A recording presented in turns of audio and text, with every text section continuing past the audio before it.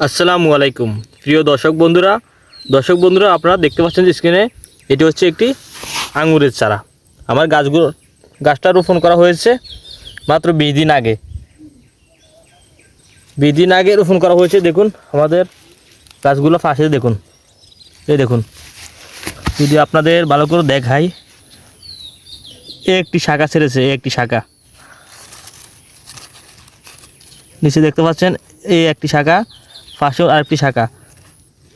এই শাখাগুলো আমাদের ভেঙে দেওয়া লাগবে। 20 দিন বয়সে গাছের পরিচর্যা।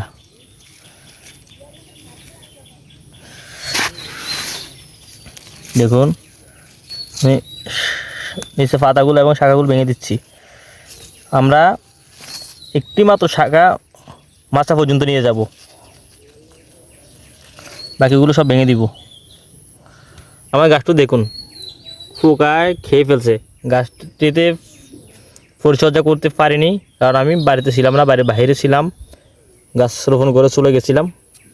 এরপর থেকে আর গাছের পরিচর্যা হয়নি।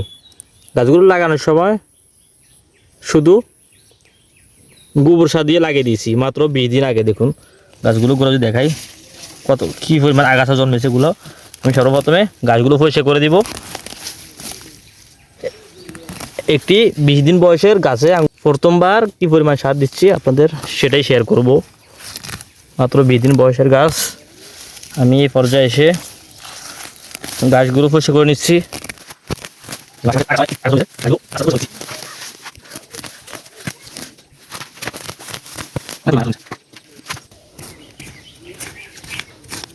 আমরা গাছ থেকে প্রায় 1 বিঘার কম 6 আঙ্গুল দূরে করে সার দিয়ে দেবো। গাছ থেকে মাত্র 6 আঙ্গুল দূরে করে। দেখুন কিন্তু গোবর সার এখনও আছে, যেহেতু এখনও ছোটো গাছ, তো আমরা একটু কাছে করে সার দিতে পারবো, সমস্যা হবে না কোনো।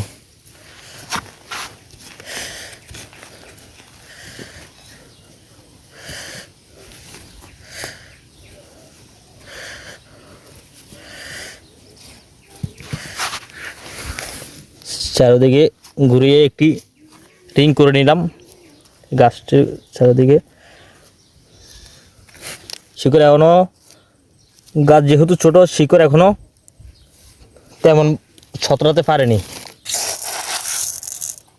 প্রথম পর্যায়ে দিয়ে নিচ্ছি টিএসপি।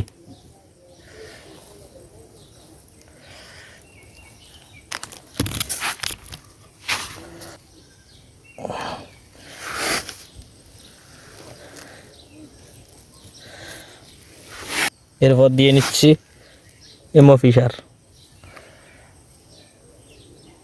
প্রথমে টিএসপি, তারপর এমওপি দিচ্ছি পরিমাণ মতো। এরপর সামান্য এতটুকু পরিমাণ ইউরিয়া সার দিয়ে নিব। ইউরিয়া সারটা পরিমাণে খুবই কম দিব। আমরা এই প্রথম স্টেপে এই পরিমাণ সারে দিব, একটু বেশি আর সার দিব না। এরপর 20 থেকে 25 দিন পর আমরা দ্বিতীয় স্টেপে সার দিব।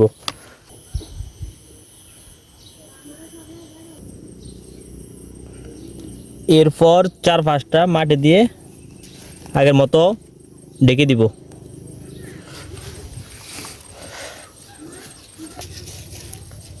আমরা পানি সেচ দিব না, আমাদের এখানে যেহেতু নিয়মিত বৃষ্টি হচ্ছে, তাই আমাদের কোনো প্রকার পানি সেচ লাগবে না। যাদের টবে বা ড্রামে থাকে গাছ 2-1টি, তারা চাইলে পানি সেচ দিতে পারেন যদি আপনাদের এখানে বৃষ্টি না হয়।